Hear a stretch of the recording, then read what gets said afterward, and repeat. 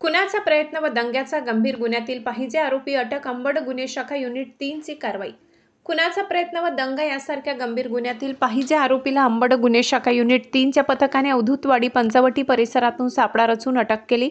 सागर काशीनाथ पवार व 29 राहणार कस्तुरी किरण दुकानाच्या बाजूला पाण्याच्या टाकीजवळ गजानन चौक अवधूतवाडी पंचवटी नाशिक असे अटक करण्यात आलेल्या आरोपीचे नाव आहे। पोलिसांनी दिलेल्या माहितीनुसार दिनांक 25 मे रोजी दुपारी सुमारे 3:15 सत्यम प्लाझा व रमेश्वर प्लाझा या दुकानासमोर संतोष सातीदवे व सतीश सातीदवे यांच्याकडे गाड्या व दुकान चालवित असल्याच्या कारणावरून इसम नामे चेतन सुभाष गडदे, आशिष शेट्टी जगताप व त्यांच्या साथीदारांनी पैशांची मागणी केली होती। मात्र संबंधितांनी पैसे देण्यास नकार दिल्याने आरोपींनी रागाच्या भरात संतोष सातीदिवे व सतीश सातीदिवे यांना लाथाबुक्क्यांनी मारहाण करून डोक्यात फरशी, शिडी व फर्निचरचे लाकूड मारून गंभीर दुखापत केल्याचे पोलीस तपासात निष्पन्न झाले।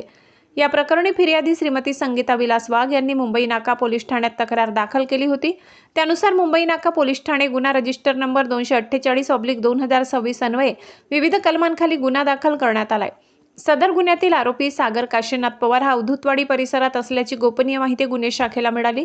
मिळालेल्या माहितीच्या आधारे दिनांक 12 ऑगस्ट रोजी अवधूतवाडी पंचवटी नाशिक परिसरात गुन्हे शाखा अंबड युनिट 3 चे अधिकारी व अंमलदारांनी सापळा रचला। त्यावेळी पाहिजे आरोपी सागर काशीनाथ पवार याला ताब्यात घेण्यात आले। त्याच्याकडे गुन्ह्याच्या अनुषंगाने अधिक चौकशी केली असता तो सदर गुन्ह्यात सहभागी असल्याचे निष्पन्न झाल्याने त्याला पुढील कायदेशीर कारवाईसाठी मुंबई नाका पोलीस ठाणे नाशिक यांच्या ताब्यात देण्यात आले। कारवाईत गुन्हे शाखा अंबड युनिट 3 चे पोलीस उपनिरीक्षक मोतीलाल पाटील, पोलीस हवालदार प्रकाश बोडके, योगेश चव्हाण, भूषण सोनवणे, चारुचंद्र निकम, हर्षल जाधव, महेंद्र दांदे, कुणाल पचलोरे, संजय बेनके, राजेश माले, गौरव धात्रक तसेच महिला पोलीस अंमलदार सविता कदम यांनी केली आहे। गंभीर स्वरूपाच्या गुन्ह्यातील पाहिजे आरोपींचा शोध घेऊन त्यांच्यावर प्रभावी कारवाई करण्याची मोहीम गुन्हे शाखेकडून सुरू असून या कारवाईमुळे गंभीर गुन्ह्यातील फरार आरोपींवर पोलिसांची करडी नजर असल्याचे स्पष्ट झाले।